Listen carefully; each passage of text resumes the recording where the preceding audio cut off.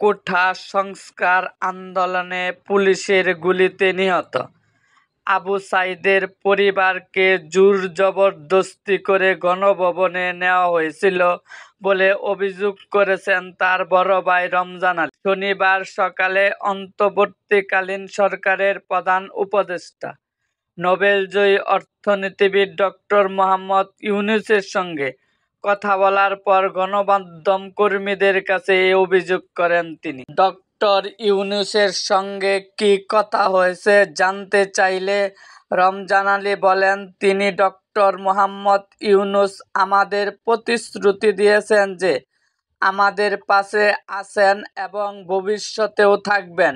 শেখ হাসিনা জোর-জবরদস্তি করে আমাদের গণভবনে নিয়ে যান, আর ইনি ডক্টর মোহাম্মদ ইউনূস ক্ষমতায় আসার সঙ্গে সঙ্গে আমাদের বাসায় আসছেন। এটা তো আমাদের সৌভাগ্য।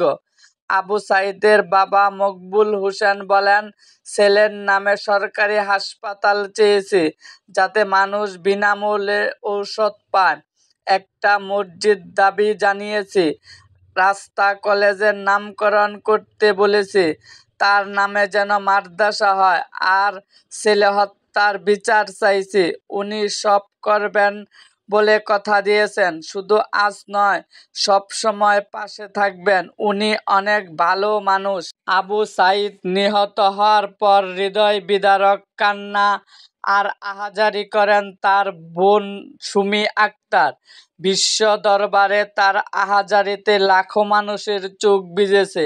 সেই সুমি আক্তার বলেন, স্যারের কাছে আমার ভাইকে যে হত্যা করেছে তার ফাঁসি চাইছে।